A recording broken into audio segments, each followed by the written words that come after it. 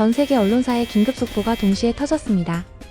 동남아 사상 최대 규모 구출작전 시작. 164명의 생명이 걸린 상황에서 한 나라가 전례 없는 결단을 내린 것이었죠. 레벨 4 경보 발령, 전면 관계 단절 경고, 72시간 시한부 통첩까지. 국제 외교가에서는 이런 강경 대응을 본 적이 없다고 술렁였습니다. 과연 어느 나라가 이렇게 과감한 행동에 나선 것일까요? 그들만의 특별한 비법이 있었던 것일까요? 164명 전원을 무사히 구해낼 수 있을까요? 띠링. 프랑스에서 긴급 속보가 터졌습니다. 한국, 캄보디아 대규모 구출작전 돌입 164명 피해자 송환 시작. 회담장이 순식간에 얼어붙었죠.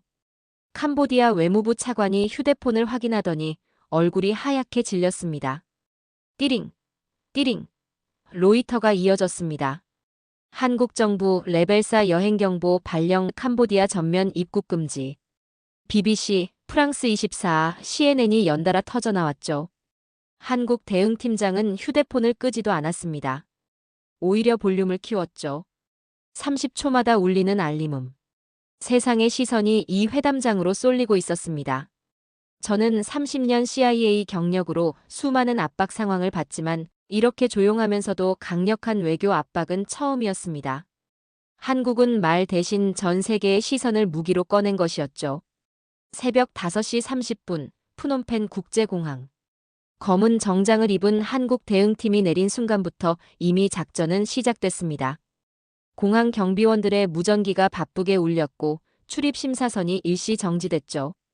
도착과 동시에 공기는 바뀌었습니다. 한국 팀은 일반적인 외교 절차를 완전히 무시했습니다. 예의상 인사도 날씨 이야기도 없었죠. 곧바로 회담장으로 향했고 테이블에 앉자마자 서류 가방을 열었습니다. 그 순간 캄보디아 관료들이 긴장하기 시작했죠.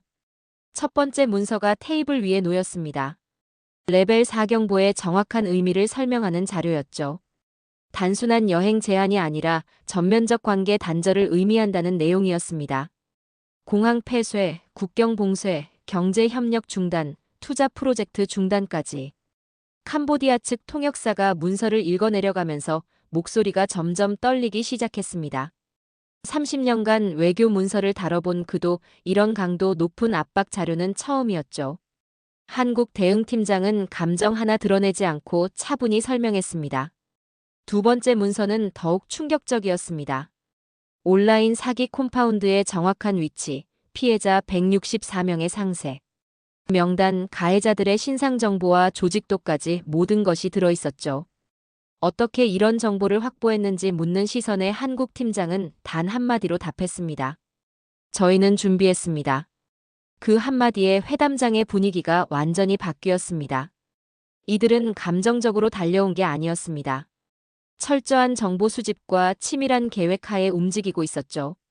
캄보디아 관료들은 이제 자신들이 상대하고 있는 것이 일반적인 외교 항의가 아니라는 걸 깨달았습니다. 세 번째 문서에는 구체적인 요구사항이 명시됐습니다. 60명, 72시간, 인천공항 도착. 세 개의 숫자가 협상의 전부였죠. 감정도 항의도 위협도 없었습니다. 오직 절차와 시한만 있었습니다. 한국팀은 캄보디아 측의 반응을 기다리지도 않았습니다. 네 번째 문서를 꺼냈죠. 송환 절차의 세부 사항이었습니다. 신원 확인 방법, 의료 검진 절차, 항공편 스케줄, 인계 방식까지 모든 것이 이미 준비돼 있었습니다. 저는 정보전을 30년간 봐왔지만 외교가 이렇게 빠르게 진화하는 건 처음이었습니다. 대화가 아니라 시간표가 협상이었습니다. 한국은 토론을 위해 온 게 아니라 실행을 위해 온 것이었죠. 캄보디아 외무부 차관이 마침내 입을 열었습니다. 하지만 변명과 지연 전술로 일관했죠. 복잡한 행정 절차, 법적 검토 필요성, 상급기관 승인 등등. 전형적인 관료적 회피였습니다. 한국 팀장의 대답은 간단했습니다. 우리는 기다리지 않습니다. 72시간 후 첫 번째 항공편이 이륙합니다. 탑승자 명단은 이미 작성됐습니다. 협조하시든 안 하시든 우리는 계획대로 진행합니다. 그 순간 회담장의 모든 사람이 깨달았습니다. 그들의 침묵은 명령보다 컸습니다. 한국은 협상을 하러 온 게 아니라 통보를 하러 온 것이었죠. 그날 누가 주도하는지가 명확해졌습니다. 한국팀의 조직력은 경이로웠습니다. 저는 30년간 정보 분석관으로 일하면서 수많은 국가의 위기 대응을 지켜봤지만 이런 체계적인 접근은 처음이었죠.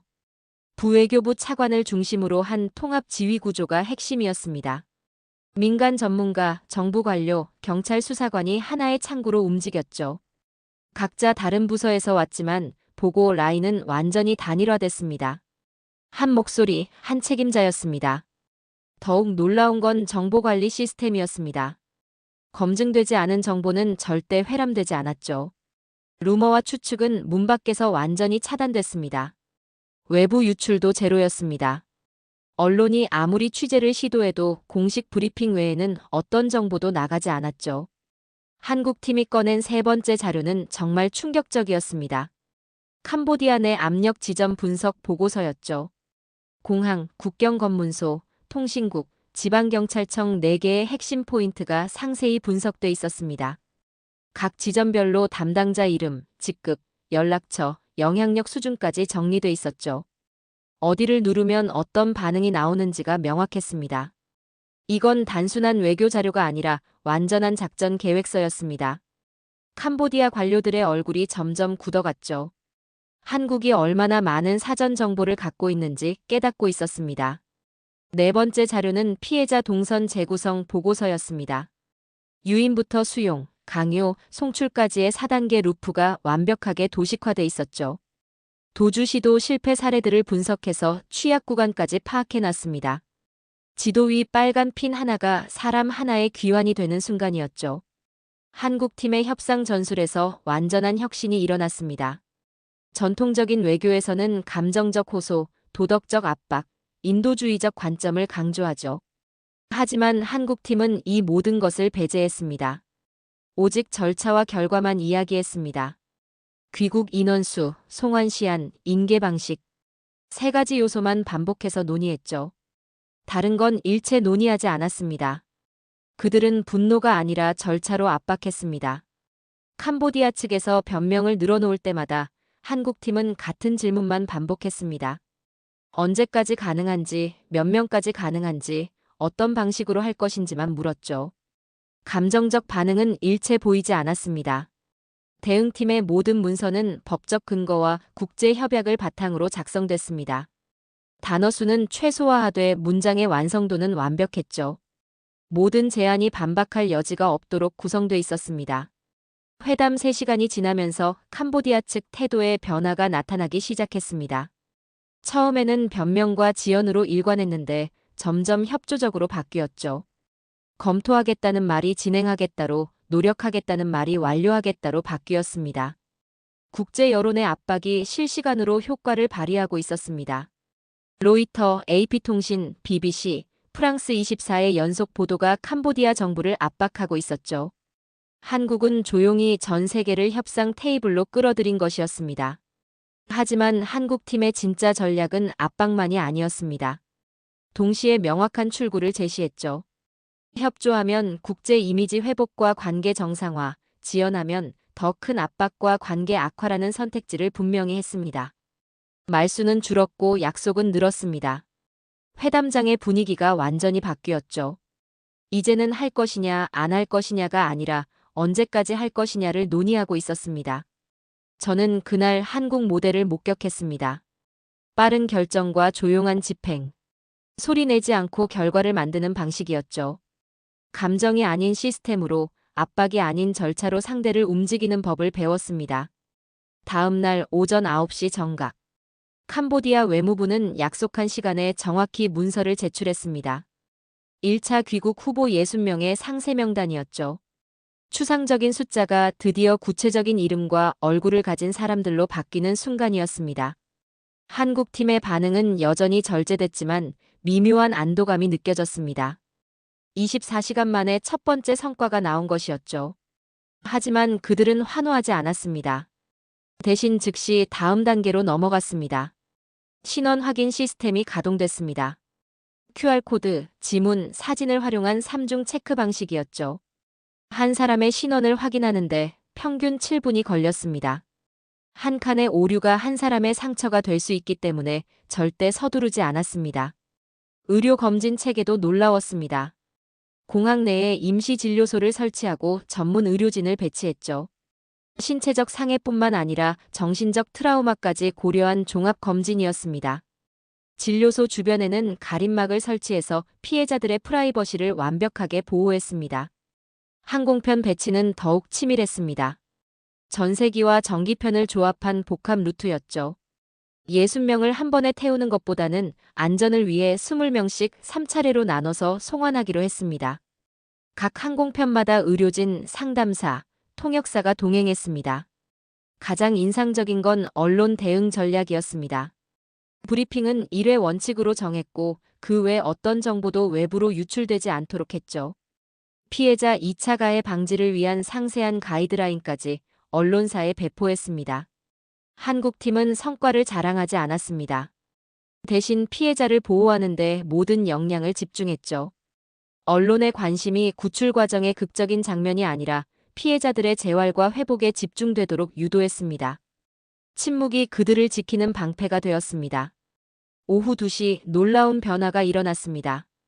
캄보디아 외무부 차관이 직접 나서서 적극적인 협조 의지를 표명한 것이었죠. 어제까지만 해도 소극적이고 수동적이던 태도가 180도 바뀐 것입니다. 관료들의 언어가 완전히 달라졌습니다. 검토하겠습니다가 진행하겠습니다로 노력하겠습니다가 완료하겠습니다로 어려움이 있습니다가 방법을 찾겠습니다로 바뀌었죠. 관료의 문장이 달라지는 순간을 목격했습니다. 국제 여론의 압박이 실시간으로 효과를 발휘하고 있었습니다. 로이터, AP통신, BBC의 연속 보도가 캄보디아 정부를 움직이고 있었죠. 하지만 한국의 진짜 전략은 압박과 동시에 협력의 길을 열어준 것이었습니다. 오후 4시 드디어 구체적인 일정이 확정됐습니다. 1차 송환 항공편 스케줄이 최종 확인된 것이었죠. 대한항공 858편, 푸놈펜 출발 오후 3시, 인천 도착 오후 8시 30분. 단순한 항공 스케줄이었지만 60명에게는 귀환의 시간표였습니다. 희망은 문서의 세 줄로도 시작될 수 있다는 걸 그날 배웠습니다. 항공편 스케줄이라는 간단한 정보가 얼마나 큰 의미를 갖는지 깨달았죠. 우리는 숫자가 아니라 귀국 시각을 이야기하고 있었습니다. 가족 통보 체계도 동시에 가동됐습니다. 한국 본국과 현지를 연결하는 실시간 안내 시스템이었죠. 각 가족에게는 전담 상담사가 배정돼서 귀국 준비부터 재적응까지 전 과정을 지원하기로 했습니다. 심리 안정팀의 역할도 중요했습니다. 피해자들이 겪은 트라우마는 단순히 의료적 치료만으로는 해결되지 않았죠. 가족과의 재회, 사회 복귀, 경제적 자립까지 고려한 종합적인 지원 프로그램이 필요했습니다. 저녁 6시 캄보디아 측에서 예상치 못한 제안이 나왔습니다. 2차, 3차 송환 일정까지 미리 논의하자는 것이었죠. 한국의 체계적인 접근과 국제적 압박이 완전한 협력을 이끌어낸 순간이었습니다. 한 사람의 이름이 작전의 이유가 되었습니다. 첫날의 대립적 분위기가 완전히 사라졌죠. 이제는 어떻게 할 것인가가 아니라 언제까지 모든 것을 완료할 것인가를 논의하고 있었습니다. 밤 9시 한국 팀장이 하루를 마무리하는 브리핑을 했습니다. 내일부터 본격적인 실무 절차에 들어간다는 내용이었죠. 모든 준비가 완료됐고 계획대로 진행할 것이라는 확신에 찬 목소리였습니다. 희망은 끝까지 지켜야 한다는 말이 그날의 모든 것을 요약했습니다. 그날 하늘길이 단순한 교통수단이 아니라 귀환의 의식이 되었습니다. 3일째 아침 예상치 못한 복병이 나타났습니다. 일부 지방 관료들이 갑자기 서명을 거부하기 시작한 것이었죠. 어제까지 순조롭게 진행되던 모든 절차가 한순간에 꼬이기 시작했습니다. 현지 기득권 세력의 조직적인 방해가 본격화된 것이었습니다. 서류 재제출 요구가 반복됐고 의도적인 행정 지연이 계속됐죠. 불투명한 절차, 늑장 서명, 의도적 착오까지 전형적인 관료적 방해 공작이었습니다. 한국 팀의 반응은 여전히 차분했습니다. 분노하지도 항의하지도 않았죠. 대신 즉시 대체 경로를 가동했습니다. 플랜 A가 막히면 플랜 B로, 플랜 B가 막히면 플랜 C로 넘어가는 다중 백업 시스템이 작동한 것이었습니다. 하지만 진짜 문제는 따로 있었습니다. 오전 10시경부터 소셜미디어를 통해 악의적인 루머가 퍼지기 시작한 것이었죠. 한국의 제재로 인한 경제 타격, 투자 중단으로 인한 실업 증가 등 가짜 뉴스가 급속도로 확산됐습니다. 루머의 내용은 치밀하게 계획된 것 같았습니다. 구체적인 수치를 동반한 거짓 정보, 전문가 코멘트로 포장된 조작된 인터뷰, 그럴듯한 경제 분석 자료까지. 단순한 가짜 뉴스가 아니라 조직적인 정보 조작이었죠. 한국팀은 즉시 대응에 나섰습니다. 정확한 팩트시트를 작성해서 주요 언론사와 정부기관에 배포했죠. 구체적인 수치와 검증 가능한 데이터로 루머를 하나하나 반박했습니다. 동시에 현지 언론과의 직접 소통 채널을 열어서 투명한 정보 공개를 시작했습니다. 오후 1시 상황은 더욱 심각해졌습니다. 일부 피해자들이 증언을 번복하려 한다는 소식이 들려온 것이었죠. 가해자들로부터 협박성 메시지가 피해자 가족들에게 전달되고 있었습니다. 협박의 내용은 구체적이고 위협적이었습니다. 귀국 후에도 보복할 것이라는 협박, 가족에 대한 위해 가능성, 경제적 손실에 대한 배상 요구까지. 피해자들의 심리적 압박이 극에 달하고 있었습니다. 한국팀은 즉시 피해자 보호 시스템을 강화했습니다. 비공개 진술실을 운영하기 시작했고 피해자들을 완전히 격리해서 보호했죠. 동시에 협박 메시지에 대한 수사 협조를 캄보디아 당국에 요청했습니다. 시간적 압박도 가중되고 있었습니다. 항공 슬롯 제한 문제가 불거졌고 우기 기상 변수까지 겹쳤죠. 24시간 단위로 모든 계획을 재편해야 하는 상황이 되었습니다. 기상청 예보를 실시간으로 모니터링하면서 대체 루트까지 준비해야 했습니다. 하지만 한국팀의 기본 원칙은 전혀 흔들리지 않았습니다. 감정적 대응 금지, 절차로만 회답한다는 방침을 끝까지 고수했죠. 원칙이 방패가 되고 시간이 무기가 되는 전략을 계속 유지했습니다. 오후 4시 드디어 반전이 시작됐습니다. 장관급 라인에서 직접 개입한 것이었죠. 지방 관료들의 늑장 대응에 대해 상위 결제 라우팅이 가동됐습니다. 중앙정부 차원에서 지방정부를 압박하기 시작한 것이었습니다. 한국팀이 미리 준비해둔 법적 근거와 국제협약이 위력을 발휘했습니다. 감정이 아닌 조문으로 항의가 아닌 절차로 압박한 결과가 나타나기 시작했죠. 규정이 갑옷이 되어 모든 방해를 막아냈습니다. 루머 차단 작업도 성공적이었습니다. 정확한 팩트와 투명한 정보 공개가 가짜 뉴스를 압도했죠. 현지 시민사회와 언론까지 한국 편에 서기 시작했습니다. 진실이 거짓을 이기는 순간이었습니다. 오후 6시 서명 지연 문제가 해결됐습니다. 대체 서명 라인이 정상 가동된 것이었죠. 한국팀의 다중 백업 시스템이 완벽하게 효과를 발휘한 순간이었습니다. 밤 8시 피해자 증언 보호 조치도 완료됐습니다. 협박 세력에 대한 본격적인 수사가 시작되면서 증언 번복 시도가 중단됐죠. 피해자들의 심리적 안정도 점차 회복되기 시작했습니다. 우리는 심장으로 분노하고 머리로 싸웠습니다. 감정을 배제하고 오직 논리와 절차로만 대응한 결과였죠. 소문은 쉽게 퍼지지만 절차는 그것보다 강하다는 것을 증명한 하루였습니다. 한국 팀장이 하루를 마무리하며 말했습니다. 우리는 계획대로 진행합니다. 오늘의 방해는 모두 예상 범위 아니었습니다. 시간은 우리 편이었습니다. 우리가 통제했기 때문이었죠. 4일째 새벽, 드디어 첫 번째 기적이 일어났습니다. 1차 귀국 대상자 60명이 모두 확정되고 출국 절차가 시작된 것이었죠. 푸놈펜 공항 특별 터미널에 한국 국기가 개양되는 순간 저는 가슴이 뭉클해졌습니다. 피해자들의 얼굴에서 처음으로 희망의 빛이 보였습니다. 몇 달간 지옥 같은 생활을 했던 그들에게 대한민국 여권은 단순한 신분증이 아니라 자유로 가는 티켓이었죠. 신원 확인 과정에서 눈물을 흘리는 사람들이 많았습니다. 한국 의료진이 피해자들을 하나하나 검진하는 모습은 정말 인상적이었습니다. 단순히 질병 여부만 확인하는 게 아니라 심리적 상태까지 세심하게 살폈죠. 트라우마 전문 상담사들이 동행해서 즉시 심리치료를 시작했습니다. 오전 11시 대한항공 858편이 푸놈펜 공항에 착륙했습니다. 기내에는 의료진, 상담사, 통역사가 대기하고 있었죠. 60명을 한 번에 태우는 대신 20명씩 3차례로 나누어 안전을 최우선으로 했습니다. 첫 번째 그룹 20명이 탑승하는 순간 공항 전체가 숙연해졌습니다. 캄보디아 관료들도 모자를 벗고 묵념했죠. 한국 팀은 여전히 감정을 드러내지 않았지만 미묘한 안도감이 느껴졌습니다. 항공기가 이륙하자 연쇄 효과가 시작됐습니다. 다른 콤파운드에 갇혀있던 피해자들이 스스로 탈출을 시도하기 시작한 것이었죠. 첫 번째 성공 사례가 다른 피해자들에게 희망을 준 것입니다. 콤파운드 경비가 현저히 약화됐습니다. 국제적 관심이 집중되면서 가해자들도 더 이상 강압적으로 감시할 수 없게 된 것이었죠. 문이 열린다는 걸 피해자들이 알기 시작했습니다. 현지 협력망도 급속도로 확산됐습니다.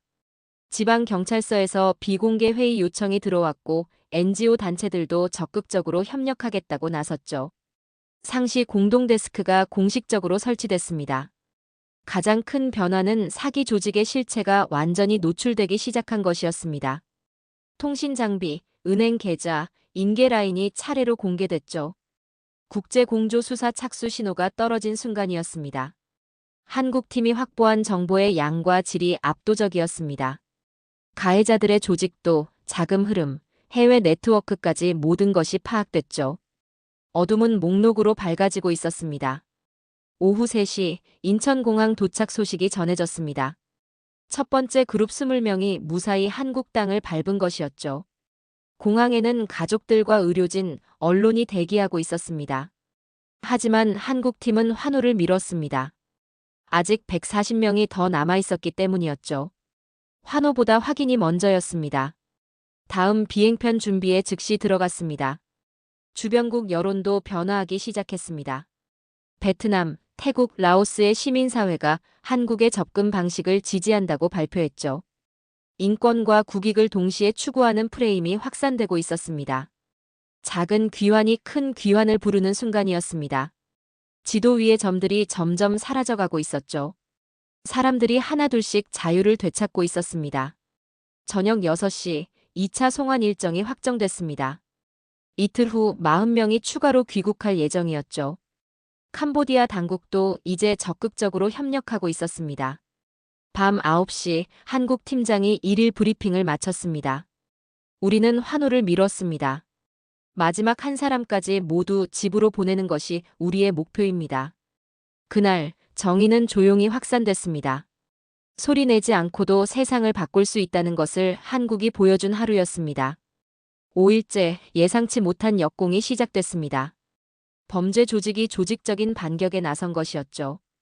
협박 메시지, 디스인포메이션, 조작된 영상까지 동원한 전면적인 공포 전술이 펼쳐졌습니다. 소셜미디어를 통해 가짜 영상이 퍼지기 시작했습니다. 한국 구출팀이 현지인을 폭행한다는 조작 영상, 피해자들이 강제로 끌려간다는 거짓 증언까지 정교하게 편집된 영상들이었죠. 피해자 가족들에 대한 직접적인 협박도 강화됐습니다. 한국 귀국 후에도 보복하겠다는 구체적인 위협, 가족의 신변에 대한 암시적 협박까지 공포 전술의 강도가 날로 높아졌습니다. 하지만 한국팀은 흔들리지 않았습니다. 우리는 미끼를 물지 않았습니다. 감정적 대응 대신 더욱 체계적인 접근을 시작했죠. 조작 영상에 대한 포렌식 분석을 즉시 실시했습니다. 일부 캄보디아 관료들이 다시 뒤로 물러서기 시작했습니다. 범죄 조직의 압박과 회유에 흔들린 것이었죠. 어제까지 협조적이던 담당자들이 갑자기 연락을 피하기 시작했습니다. 서명 지연이 재발했습니다. 복잡한 행정 절차를 핑계로 한 의도적 지연이었죠. 뒤로 물러서는 발소리가 들렸습니다. 하지만 한국팀은 이미 이런 상황을 예상하고 있었습니다. 내부 재정비 회의가 긴급 소집됐습니다. 원칙, 기한, 대상을 다시 한번 명확히 확인하는 시간이었죠. 흔들림 없이 계획을 지속하기로 재확인했습니다. 원칙을 다시 읽었습니다. 한국팀은 증거 물량전에 돌입했습니다. 통신 기록, 서버 이미지, 계좌 내역을 대량으로 확보하기 시작했죠. 범죄 조직의 디지털 흔적을 하나하나 추적해 나갔습니다. 국제영장 협조 요청도 본격화됐습니다. 인터폴을 통한 수배, 각국 금융당국과의 협력, 계좌 동결 조치까지 수치와 로그가 무기를 대신했습니다. 포렌식 연구소가 24시간 가동됐습니다. 조작 영상의 메타데이터 분석, 음성 변조 기술 탐지, 편집 흔적 추출까지 현미경 수준의 정밀 분석이 진행됐습니다. 한국 팀의 대응은 철저히 방어적이었습니다. 상대방의 무대에 올라가지 않았죠. 말 대신 문서를 냈고 반박 대신 사실을 제시했습니다. 우리는 그들의 무대를 거부했습니다. 오후 2시 반전이 시작됐습니다. 조작 영상의 원본이 발견된 것이었죠. 편집 전 원본에서는 전혀 다른 장면이 담겨 있었습니다.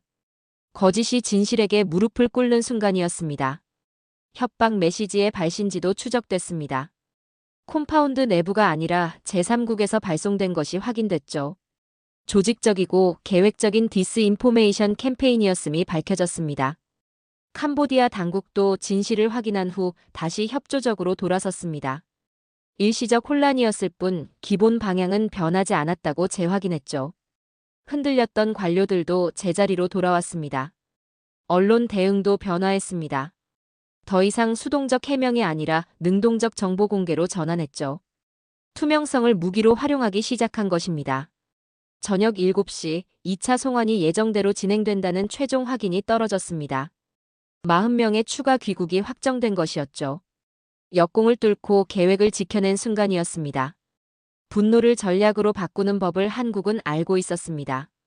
감정에 휘둘리지 않고 차분하게 대응한 결과였죠. 진실은 소음 위에 서지 않는다는 것을 증명했습니다. 밤 10시 한국 팀장이 마지막 브리핑을 했습니다. 우리는 계획을 변경하지 않습니다. 진실이 거짓을 이길 때까지 기다렸고 마침내 승리했습니다. 진실은 조용히 승리합니다.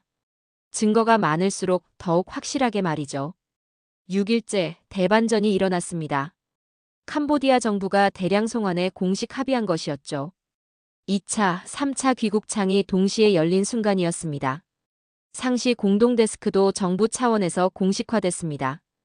더욱 놀라운 건 사기 조직 지휘부가 일거에 포착된 것이었습니다. 핵심 브로커 12명, 자금책 8명이 동시에 신원이 확인됐죠. 국제 수배령이 발부되는 순간이었습니다. 머리를 받습니다. 이제 끝을 봅니다. 한국의 정보 수집 능력이 압도적이었습니다. 범죄 조직의 해외 네트워크, 자금 세탁 루트, 피해자 모집 방식까지 모든 것이 파악됐죠. 6개월간의 치밀한 사전 조사 결과였습니다. 외교적 승리의 진짜 의미가 드러났습니다. 총 한 발 쏘지 않고 군대 1명 보내지 않고 이룬 성과였죠. 법과 정보, 여론이라는 삼축 승리였습니다. 법이 칼보다 날카로웠습니다. 캄보디아 관료들의 태도가 완전히 바뀌었습니다. 이제는 적극적으로 투명성 메커니즘을 수용하겠다고 나섰죠. 부패 척결, 행정 개선, 국제기준 준수까지 약속했습니다. 한국 모델이 주변국으로 확산되기 시작했습니다. 베트남이 국경 단속 강화를 발표했고 태국이 합동수사 모델 도입을 검토한다고 했죠. 라오스도 시민 보호 표준을 새로 만들겠다고 발표했습니다. 오전 10시 100명 추가 송환 일정이 확정됐습니다. 향후 일주일 내에 모든 피해자를 귀국시키기로 합의한 것이었죠. 문서 한 장이 더 많은 문을 열었습니다. 시민사회의 역할도 중요했습니다. 현지 NGO들이 피해자 보호 표준 매뉴얼을 공동 제작하기로 했죠. 정부만이 아니라 민간 차원에서도 협력이 확산되고 있었습니다. 국제금융 시스템도 변화했습니다. 의심스러운 송금에 대한 모니터링이 강화됐고 암호화폐 거래 추적 시스템도 업그레이드됐죠. 자금 흐름 차단이 본격화된 것입니다. 오후 3시 역사적인 순간이 찾아왔습니다. 브로커 조직의 핵심 인물이 체포된 것이었죠. 현지 경찰이 한국 팀과 합동으로 작전을 수행한 결과였습니다. 체포 영장이 발부되는 순간의 무전 대화는 정말 감동적이었습니다. 한국어와 크메르어가 뒤섞인 작전 지시, 성공적인 체포 확인까지. 국경을 넘은 정의의 순간이었습니다. 언론의 관심도 달라졌습니다. 이제는 구출 과정보다는 시스템 개선에 집중하고 있었죠. 어떻게 재발을 방지할 것인가, 어떻게 피해자를 보호할 것인가에 초점이 맞춰졌습니다. 저녁 6시 첫 희생자를 위한 추모 의식이 거행됐습니다. 구출되지 못한 채 숨진 피해자들을 기리는 자리였죠. 한국과 캄보디아 국기가 나란히 개양됐습니다. 추모식에서 양국 관계자들이 다짐했습니다. 이런 비극이 재발하지 않도록 제도를 만들겠다고 말이죠. 기억은 정책이 되어야 한다는 공감대가 형성됐습니다. 국경 단속 체크포인트에도 새로운 표지판이 설치됐습니다. 여러 언어로 된 경고 문구와 신고 번호가 명시됐죠. 예방이 최선의 치료라는 원칙이 현실화된 것입니다. 우리는 분노를 절차로 바꾸었고 절차를 승리로 바꿨습니다. 한국식 해결 방식이 국제사회에 각인된 순간이었죠. 대국은 소리로 증명하지 않습니다. 지속성으로 증명합니다. 밤 9시 한국 팀장이 주간 총괄 브리핑을 했습니다. 164명 중 100명이 귀국했고 나머지 64명도 일주일 내에 모두 귀국할 예정이라고 발표했습니다. 그날 세계는 한국식 해결을 배웠습니다. 한 사람의 이름이 제도의 근거가 되는 순간을 목격했습니다. 일주일 후 마지막 피해자 그룹이 인천공항에 도착했습니다. 164명 전원의 귀국이 완료된 역사적인 순간이었죠. 하지만 한국팀의 진짜 목표는 이제부터 시작이었습니다. 상시 협력 체계가 제도화됐습니다. K디스크라고 명명된 한국 대응팀이 동남아시아 5개국에 영구 배치됐죠. 연결국도 캄보디아에서 베트남, 태국, 라오스, 미얀마로 확대됐습니다. 사건 데이터베이스 공동 활용 시스템도 구축됐습니다. 실시간 정보 공유, 피해자 추적, 가해자 모니터링이 가능한 통합 플랫폼이었죠. 한 번의 성공을 시스템으로 고정한 나라였습니다. 사전 예방 체계가 가장 인상적이었습니다. 유인과 납치를 조기에 탐지하는 앱이 개발됐고 24시간 한라인이 통합 운영되기 시작했죠. 위기는 초기에 꺼야 한다는 원칙이 구현된 것입니다. 공항과 항만의 안전 교육도 상시화됐습니다. 출국 전 필수 교육, 위험 지역 정보 제공, 비상 연락망 구축까지 간단한 키비주얼과 다국어 안내로 누구나 이해할 수 있게 만들었습니다. 경제와 외교 관계도 정상화 로드맵에 올랐습니다. 투명성을 조건으로 한 지원 모델이 확립됐죠. 부패 척결과 행정 개선을 전제로 한 단계적 관계 회복이었습니다. 경제는 신뢰 위에 선다는 원칙이었습니다. 국민 인식의 변화가 가장 놀라웠습니다. 국가는 지킨다는 확신이 전 국민에게 각인됐죠. 특히 청년층의 외교와 안보에 대한 관심이 폭발적으로 증가했습니다. 해외 진출을 꿈꾸는 청년들의 안전의식도 높아졌습니다. 무작정 나가는 것이 아니라 충분한 준비와 정보 수집을 거쳐 신중하게 결정하는 문화가 확산됐죠. 저 역시 개인적으로 큰 변화를 겪었습니다. 30년간 품고 있던 한국에 대한 선입견이 완전히 무너졌죠. 제조업 강국, 기술 강국이라는 기존 인식을 넘어선 새로운 모습을 봤습니다. 행동하는 대국의 정의를 다시 써야 했습니다. 군사력이나 경제력만이 아니라 시민을 지키는 능력, 원칙을 지키는 의지, 시스템을 만드는 역량이 진짜 국력이라는 걸 깨달았습니다. 한국의 5가지 원칙을 정리해봤습니다. 첫째, 감정보다 절차. 둘째, 압박보다 협력. 셋째, 성과보다 시스템. 넷째, 단기보다 지속성. 다섯째, 개별보다 연대. 이것이 한국 모델의 핵심이었습니다. 그들은 소리를 줄였고 시스템을 키웠습니다. 일회성 성과에 만족하지 않고 재발 방지를 위한 제도를 구축했죠. 이것이 진짜 대국의 모습이었습니다.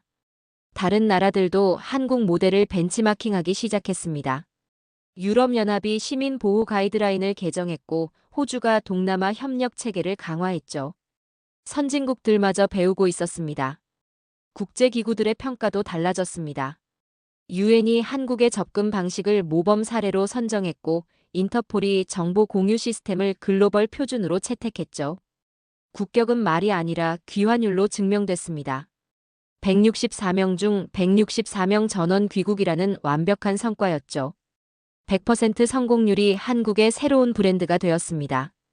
6개월 후 저는 서울을 방문했습니다. 한국 정부가 주최하는 국제시민보호 컨퍼런스에 참석하기 위해서였죠. 40개국 대표들이 모여 한국 모델을 논의했습니다. 컨퍼런스에서 만난 한국 외교관들은 여전히 겸손했습니다. 자랑하지 않았고 과장하지도 않았죠. 그저 더 나은 시스템을 만들어가자고 제안할 뿐이었습니다. 나는 한국을 다시 배웁니다. 오늘도 말이죠. 경제 대국을 넘어 정의의 강국으로 진화하는 모습을 지켜보면서 진정한 선진국이 무엇인지 깨닫고 있습니다. 마지막으로 기록하고 싶은 것은 이것입니다. 한 번의 성공을 제도로 고정한 나라, 소리내지 않고 시스템을 키운 나라, 국격을 귀환율로 증명한 나라. 대한민국이 보여준 새로운 대국의 모습이었습니다.